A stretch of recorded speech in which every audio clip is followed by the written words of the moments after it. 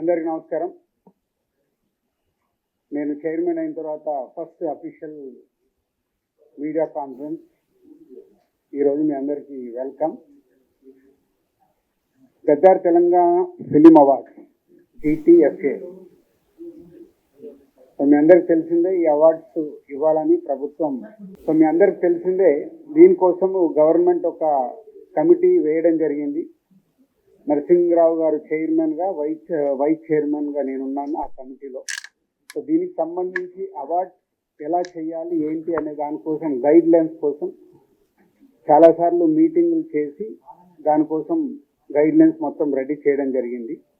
ఆ guide lines సంబంధించి ఈరోజు మీడియా ద్వారా 2024లో సినిమాలు నిర్మించిన నిర్మాతలకి ఈ గైడ్ లైన్స్ని అందజేసేలాగా ఇటు FDC అండ్ మీడియా ద్వారా చేస్తున్నాం.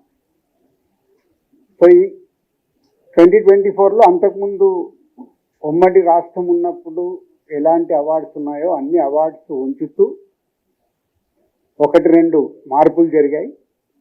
మెజారిటీగా అలాగే ఉన్నాయి. దాంతోపాటు పైడి జయరాజ్ గారి పేరు మీద అలాగే కాంతారావు గారి పేరు మీద కూడా స్పెషల్ అవార్డ్స్ యాడ్ చేయడం జరిగింది. అంతేకాకుండా ఉర్దూ సినిమాకి కూడా ఎంకరేజ్ చేయాలి అనే ఉద్దేశంతో ఒక అవార్డు పెట్టడం జరిగింది. బెస్ట్ ఫిలిం అవార్డు అదొకటి యాడ్ అయింది. అంతేకాకుండా 2014లో తెలంగాణ ఏర్పాటైన తర్వాత ఉమ్మడి రాష్ట్రంగా ఉన్నప్పుడు మనకు నంది అవార్డ్స్ ఉన్నాయి. తర్వాత రాష్ట్రాలు వేరువేరు అయిన తర్వాత తెలంగాణ సపరేట్గా మనకు తెలంగాణ రాష్ట్రం రావడం జరిగింది. సో దానికోసం 2014 జూన్ నుంచి రిలీజ్ అయిన సినిమాలకి, అంటే ఎవ్రీ ఇయర్ 2014 జూన్ నుంచి 2023 డిసెంబర్ 31 వరకు ఎవ్రీ ఇయర్ ఒక బెస్ట్ ఫిలింకి కూడా అవార్డు ఇవ్వాలని నిర్ణయం తీసుకున్నాం.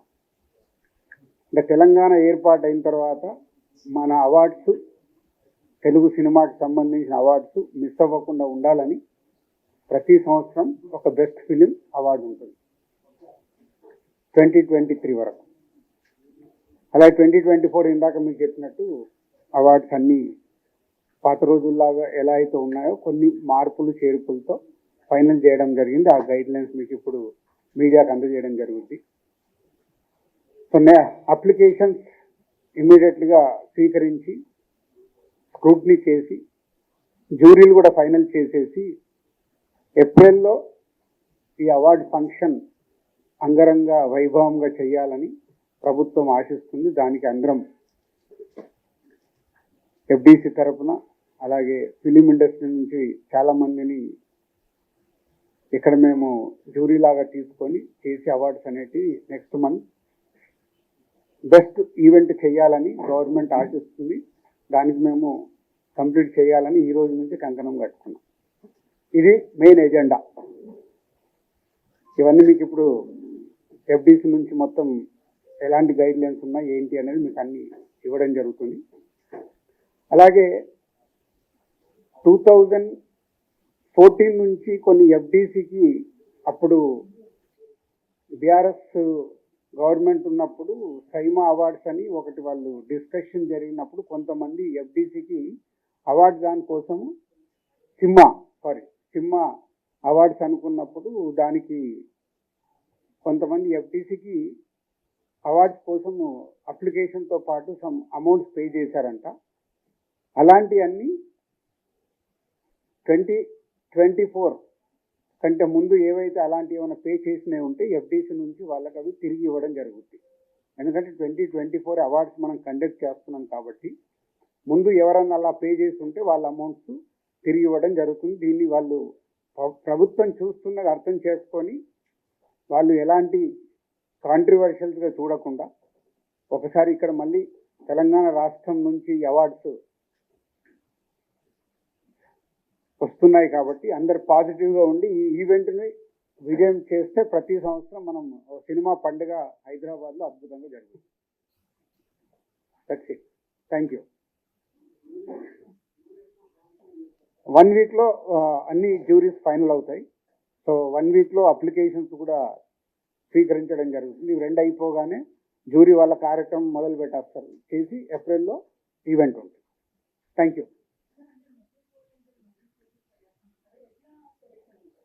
అది జ్యూరీ అనేది ఫైనల్ చేస్తుందని చెప్పాను. జస్ట్ ఇది మీకు ఇప్పుడు నోటిఫికేషన్ ఏంటి అనే దానికే మీకు ఇంట్రాక్షన్ కోసం ఫస్ట్ టైం ఇట్లా పెట్టాం. అయిపోయిన తర్వాత స్టెప్ బై స్టెప్ అయిన తర్వాత మళ్ళీ మాట్లాడుకుందాం.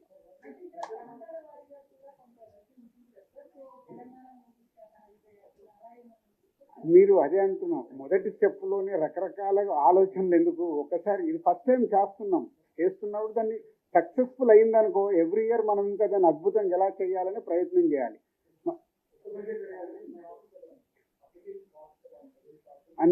అన్నీ ఉన్నాయి, అందుకే మీకు ఇప్పుడు నోటిఫికేషన్స్కి సంబంధించిన అన్ని డీటెయిల్స్ ఇస్తారు. ఒక్కొక్కటి నేను ఎక్స్ప్లెయిన్ చేయలేను కదా, చేయాలంటే గంట పడుతుంది.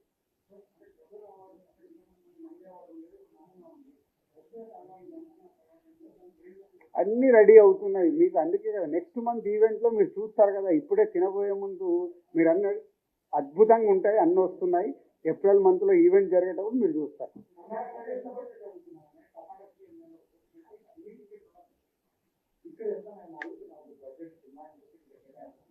అప్పుడే ఇంకంత దూరం వెళ్ళలేదు. సీఎం గారికి ఒకటే విజన్, లాస్ట్ టైం నేను చెప్పాను కదా, హైదరాబాద్ని ఇంటర్నేషనల్ హబ్ చేయడానికి ఏం చేస్తావు, దిల్ రాజు గారు నాకు ఒక ప్రపోజల్ ఇవ్వని అన్నాడు. అంటే నా సినిమా ఇండస్ట్రీ మీద అవగాహన ఉంది కాబట్టి ఇంటర్నేషనల్ హబ్ కావాలి అంటే మొన్నే మా ఎండి గారితో మేము అందరం కూర్చోవడం జరిగింది. అంతా రెడీ చేస్తున్నాం. ఈ ఈవెంట్ అయిపోయి దాని మీదకి వెళ్తాం.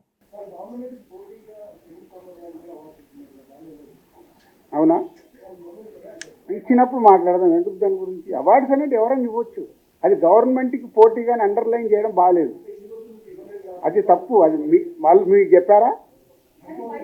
మీరు 100 అనుకుంటారు, మీరు అనుకుంటే ఏం పోయేది ఉంది? వాళ్ళు మీతో చెప్పారా గవర్నమెంట్గా పోటీకి ఇస్తున్నామని? చెప్పలేదు కదా. గవర్నమెంట్ అనౌన్స్ చేసింది, రేపు ఆటోమేటిక్గా ఈవెంట్ జరుగుద్ది. ఈవెంట్ జరిగినప్పుడు ఒక అద్భుతమైన ఈవెంట్ జరుగుతుంటే పోటీ ఎందుకు అవుతుంది?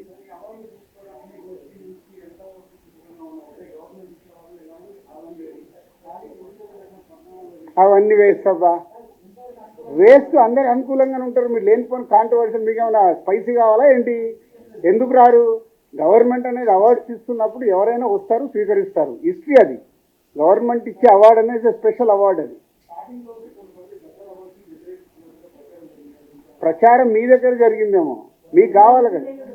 అది మనం ఏ పని చేసినా 51% పాజిటివ్ ఉంటే చాలు.